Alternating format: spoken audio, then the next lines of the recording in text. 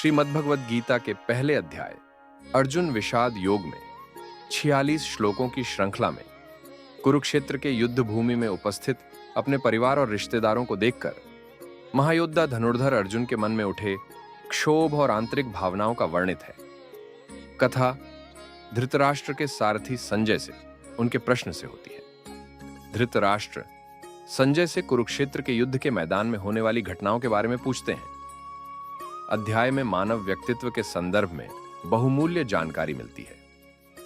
इस अध्याय के दो मुख्य खंड हैं, जिनके शीर्षक हैं सेनाओं का अवलोकन और अर्जुन का विलाप की प्रस्तुति। श्रीमद्भगवद गीता के दूसरे अध्याय में अर्जुन युद्ध करने से इनकार कर देता है और भगवान श्री कृष्ण से अनुरोध करता है कि वे उसके आध्यात्मिक गुरु बने। अर्जुन को लगता है कि जीत उसके प्रियजनों के खून से रंगी होगी। अपने पूज्य भीष्म और गुरु द्रोण पर कैसे बाण चला सकता है, इस बारे में सोचकर परेशान रहता है। भगवान कृष्ण अर्जुन की ऐसी स्थिति देखकर उससे कहते हैं, ऐसी नाजुक घड़ी में हृदय की ऐसी दुर्बलता, ऐसी नपुंसकता कैसे आ सकती है। अर्जुन भगवान कृष्ण के सामने आत्मसमर्पण कर देता है और भगवान को अपना गुरु स्वीकार कर लेता है। इस अध्याय में यह भी बताया गया है कि संबुद्ध युक्त आर्षि मुनि कर्म के फलों की आसक्ति से मुक्त हो जाते हैं। यह चेतना में कर्म करते हुए वे उस अवस्था को प्राप्त कर लेते हैं जो सभी दुखों से परे है। भगवद गीता के तीसरे चरण में श्री कृष्ण अर्जुन को कर्म योग का ज्ञान से परिचय करते हैं। कर्म करना अनिवार्य है और सभी प्राणी कर्म करने के लिए प्रेरित होते हैं। अपने स्वधर्म को पहचानें और अपने स्वधर्म के क्षेत्र में एक उच्च आदर्श स्थापित करें। ऊर्जा उत्पन्न करें और बुद्धि को आदर्श पर केंद्रित करें। कार्य करते समय मन को अतीत और भविष्य की चिंता से न भटकाएं। सत्वगुण को विकसित करें, रजोगुण को परिष्कृत करें और तमोगुण को समाप्त करें। समझें कि इच्छा शत्रु है और उसे बुद्धि के नियंत्रण में लाएं। संसार का सर्वभक्षी पाप पूर्ण शत्रु केवल काम वासना है। कामना मनुष्य के ज्ञान पर आवरण डाल देती है और उसकी बुद्धि का विनाश कर देती है। निष्काम भाव से ईश्वर के लिए किए गए कर्म बंधन नहीं उत्पन्न करते और मोक्ष की प्राप्ति में सहायक होते हैं। कर्म फल और आसक्ति से रहित होकर ईश्वर के लिए कर्म करना ही वास्तविक कर्म योग है। भगवद गीता के चौथे अध्याय 42 श्लोकों के साथ वर्णित है, जिसमें श्री कृष्ण अर्जुन को पारलौकिक ज्ञान की प्रक्रिया समझाते हैं। श्री कृष्ण अर्जुन को बताते हैं कि वासना ही सभी पापमय गतिविधियों का कारण है। आध्यात्मिक बुद्धि के जरिए मन को स्थिर करना चाहिए। आध्यात्मिक शक्ति से व्यक्ति आसानी से काम पर विजय प्राप्त कर सकता है। संसार के आकर्षणों से विचलित नहीं होना चाहिए। अच्छाई और बुराई दोनों ही जीवन का हिस्सा हैं। हर व्यक्ति में 3 तरह के विचार होते हैं, सत्वगुण, रजोगुण और तामसूड़ गुण। आत्मा सभी गतिविधियों को सक्षम बनाती है। उत्तम कर्म इच्छा और अपेक्षा से मुक्त होता है। भगवद गीता के 5वें अध्याय कर्म संन्यास योग में कुछ बातें बताते हैं कि जिनका पूरा विश्वास भगवान पर है और जिनकी बुद्धि भगवान में स्थिर है, वे शीघ्र ही उस स्थिति को प्राप्त कर लेते हैं जहां से वापस लौटना संभव नहीं होता। कर्म संन्यास के जरिए जो प्राप्त होता है, उसे भक्ति युक्त कर्म योग से भी प्राप्त किया जा सकता है। वे कर्मयोगी जो न तो कोई कामना करते हैं और न ही किसी से घृणा करते हैं, उन्हें नित्य सन्यासी माना जाना चाहिए। त्याग का अर्थ कर्म का त्याग करना नहीं है, बल्कि त्याग की भावना से काम करना है। त्याग का अर्थ आनंद से मुंह मोड़ना नहीं है, बल्कि इसका मतलब है जीवन में ज्यादा सार्थक चीजों का आनंद लेना। त्याग का मतलब अपने परिवार से दूर चले जाना भी नहीं है, बल्कि इसका मतलब है रिश्तों के बीच आने वाली आसक्ति को त्यागना। विकास की कसौटी सभी प्राणियों के साथ एकता देखने की क्षमता है। जीवन को जल में कमल के पत्ते की तरह जियो, यानी अनासक्त और अप्रभावित। भगवद गीता के 6ठे अध्याय दर्शन में ध्यान योग मुख्य विषय है। आत्म साक्षात्कार के अंतिम द्वार के रूप में ध्यान सिर्फ आंखें बंद करके मंत्र या शब्द दोहराना नहीं है। यह एक उच्चतम आध्यात्मिक तकनीक है, जिसको हृदय में धारण करके चित्त को शांत व मन पर नियंत्रण परम आवश्यक है। ध्यान के लिए लगन और निष्ठा से अभ्यास करना चाहिए। असफल योगी मृत्यु के बाद पुण्य आत्माओं के लोक में जाते हैं और वहां कई युगों तक रहने के बाद फिर पृथ्वी पर पुनः जन्म लेते हैं। अगर योगी ने दीर्घ अभ्यास के कारण वैराग्य प्राप्त कर लिया हो, तो वह दिव्य ज्ञान से संपन्न परिवार में जन्म लेता है। श्री कृष्ण ने कर्म योग और कर्म संन्यास के तुलनात्मक मूल्यांकन के बारे में बताया है। समर्पण के साथ काम करने से मन शुद्ध होता है और आध्यात्मिक अनुभूति गहन होती है। जब मन शांत हो जाता है तो साधना उत्थान का मुख्य साधन बन जाती है। भगवद गीता के 7वें अध्याय ज्ञान विज्ञान योग में भगवान श्री कृष्ण भगवान की ऊर्जाओं के भौतिक और आध्यात्मिक आयामों का वर्णन करते हैं कि योग एक महासागर की तरह है और इससे आप तैयार हो जाते हैं। उच्च सत्य को जानने के लिए बताया गया है कि योग करने से दुख से बाहर निकला जा सकता है और समता मिलती है। योग से कर्म करने में कुशलता मिलती है और कर्म ही खुशी या दुख देता है। जो लोग मुझ पर समर्पित हैं वे वास्तव में महान हैं। जो ज्ञानी हैं, जो स्थिर मन वाले हैं, जिनकी बुद्धि मुझ में लीन है तथा जिन्होंने मुझे ही अपना परम लक्ष्य बना लिया है, मैं उन्हें अपना ही स्वरूप मानता हूं। इस अध्याय का पाठ करने से पितृदोष से मुक्ति मिल सकती है। भगवद गीता के 8वें अध्याय में भगवान कृष्ण अर्जुन से कहते हैं कि वे सभी यज्ञों के सर्वोच्च भगवान हैं। भगवान कृष्ण कई महत्वपूर्ण बातें बताते हैं जिनमें वे ही वह हैं जिन्हें हर कोई अपने जीवन के अंतिम क्षणों में जानना और प्राप्त करना चाहता है। मृत्यु के समय ईश्वर को याद करने से उन्हें प्राप्त किया जा सकता है। हमें अपने दैनिक कार्यों के साथ साथ हमेशा ईश्वर भक्ति के बारे में भी सोचना चाहिए। परम अविनाशी सत्ता को ब्रह्म कहा जाता है। किसी मनुष्य की अपनी आत्मा को अध्यात्म कहा जाता है। प्राणियों के दैहिक व्यक्तित्व से संबंधित कर्मों और उनकी विकास प्रक्रिया को कर्म या साकाम कर्म कहा जाता है। भौतिक जगत में विभिन्न निवासों और सृष्टि चक्र के बारे में बात करते हैं। जो लोग प्रकाश के मार्ग पर आगे बढ़ते हैं वे अंततः दिव्य निवास तक पहुंचते हैं। 9वें अध्याय में भगवान श्री कृष्ण सबसे दुष्ट लोगों को भी स्वीकार करते हैं और उन्हें मुक्ति प्रदान करते हैं। कोई भी अयोग्य नहीं है, बशर्ते वह सही मार्ग चुने।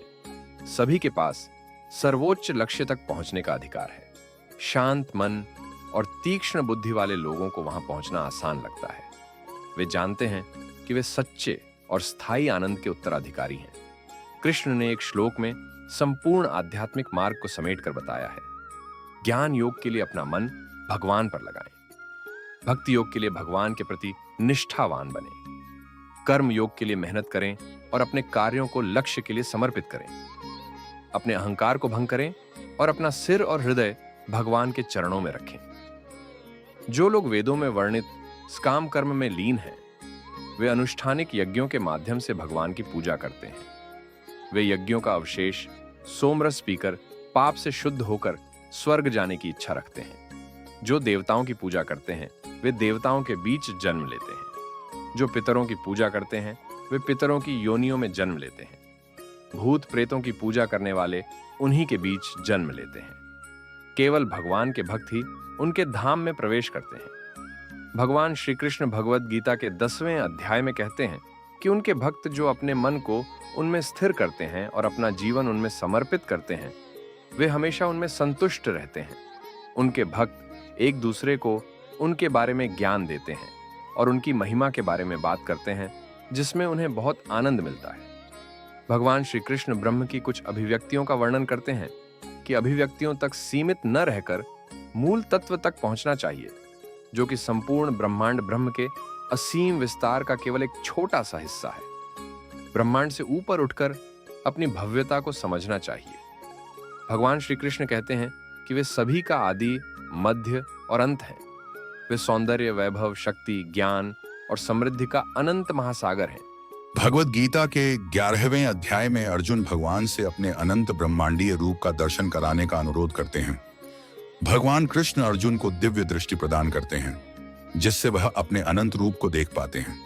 अर्जुन देवों के देव के शरीर में पूरी सृष्टि को देखते हैं, जिसमें असीमित भुजाएं, मुख और उदर हैं। कौरव सेना ने विनाश की मांग की है और अर्जुन उन्हें मारने वाले नहीं हैं।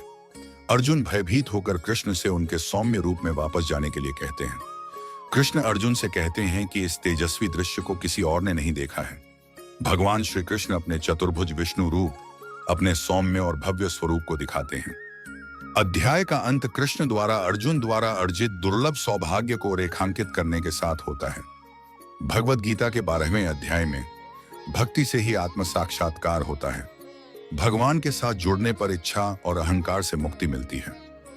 ध्यान से इच्छा का अंतिम निशान मिट जाता है और व्यक्ति ईश्वर में विलीन हो जाता है। भगवान को प्रिय वे भक्त हैं जो सभी प्राणियों के प्रति दयालु और मैत्रीपूर्ण हैं। ये भक्त संपत्ति और अहंकार से मुक्त हैं और सुख दुख में संभव रखते हैं।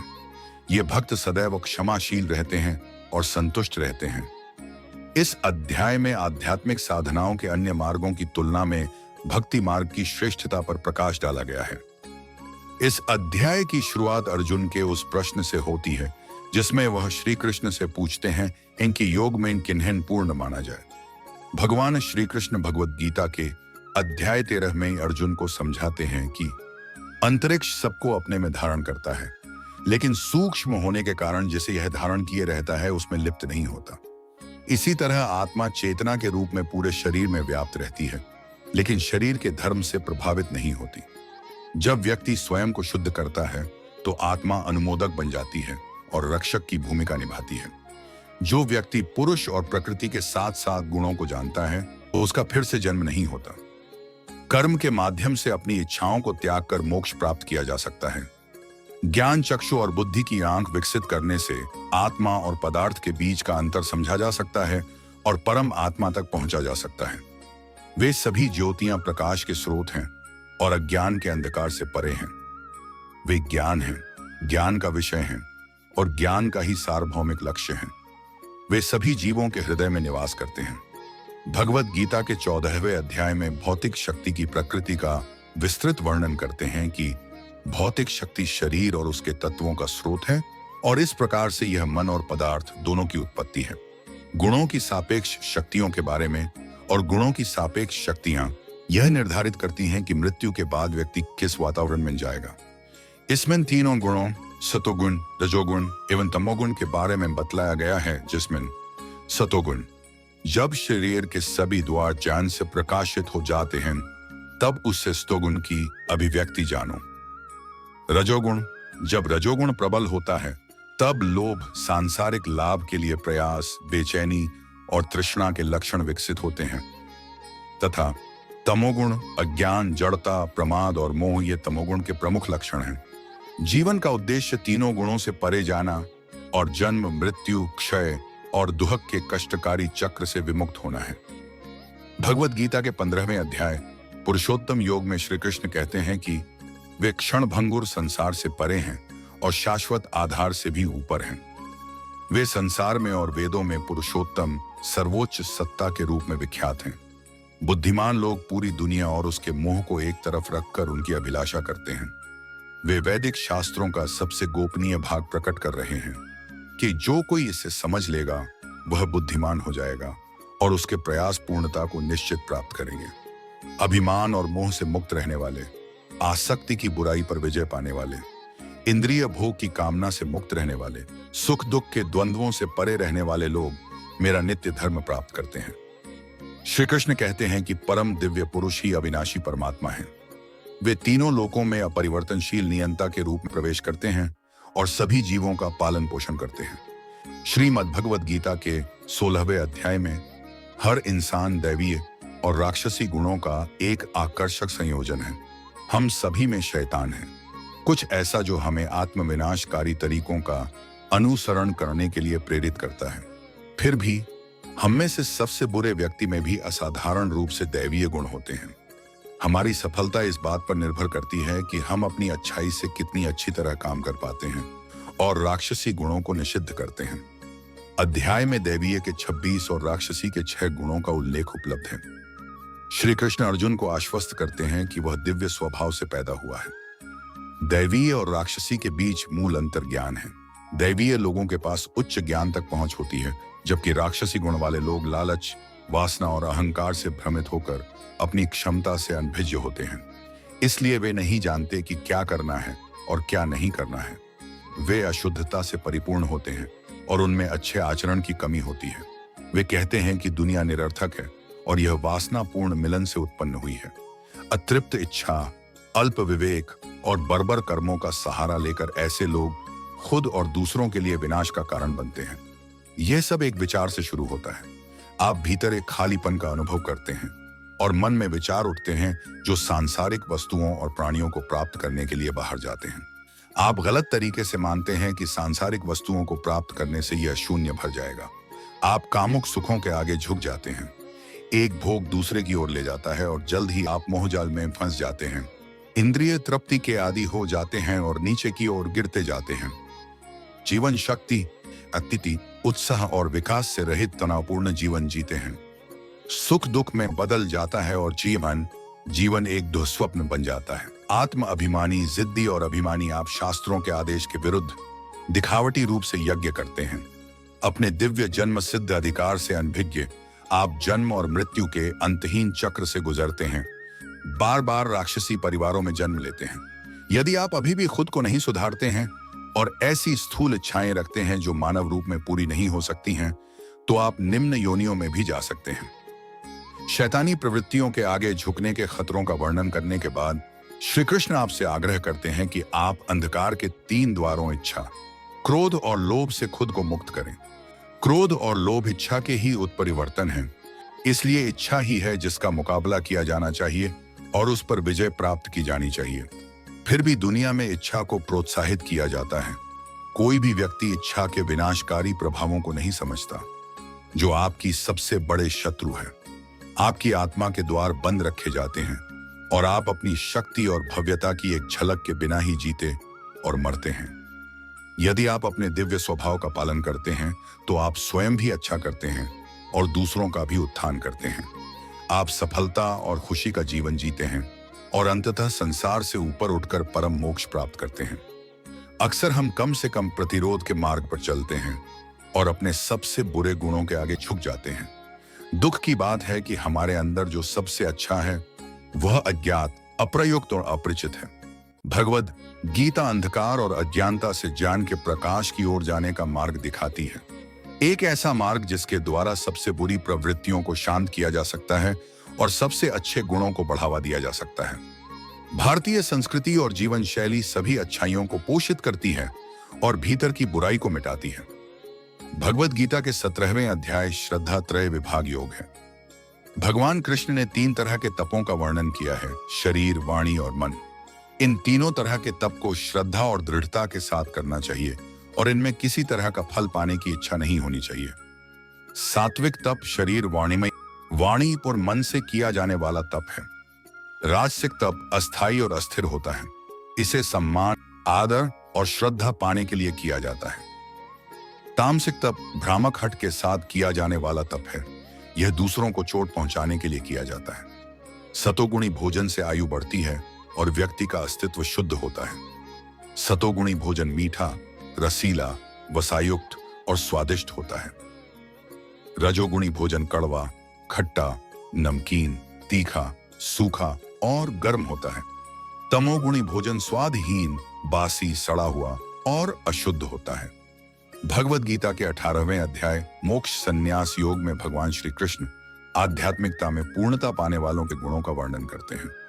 वे कहते हैं कि ये सिद्ध योगी ब्रह्म साक्षात्कार को पूरा करने के लिए भक्ति में लगे रहना दिव्य समझते हैं। शरीर, मनन या वाणी से किए गए सभी कार्यों के पीछे ये 5 सहायक कारक होते हैं। जो लोग आत्मा को ही कर्ता मानते हैं वे अपनी दूषित बुद्धि के कारण चीजों को सही रूप में नहीं देख पाते। अध्याय के अंत में कहा गया है कि भगवान स्वतंत्र, स्वयं निर्वाहक और संसार के संप्रभु हैं। जो जीवात्मा भगवान की शरण में आता है उसे वे अपनी महिमा मंडित करने के लिए दिव्य शरीर देते हैं। सभी प्रकार के सांसारिक, सामाजिक और धार्मिक रीति रिवाजों को त्याग कर केवल भगवान की शरण में आना चाहिए। श्रीमद् भागवत गीता का सार क्रमानुसार प्रति अध्याय को आपके सन्मुख रखा गया है। यदि आप श्लोकों के साथ विस्तृत जानकारी और चाहते हैं तो हमारे चैनल में 1 से 18 अध्याय के क्रम में संपूर्ण दिया गया है। आप इसका भी आनंद प्राप्त कर सकते हैं। इसी प्रकार वास्तविक अन्य उपनिषदों के लिए आप हमारे साथ जुड़े और चैनल को सब्सक्राइब अवश्य करें और लोगों को प्रेरित करें। जय श्री कृष्ण।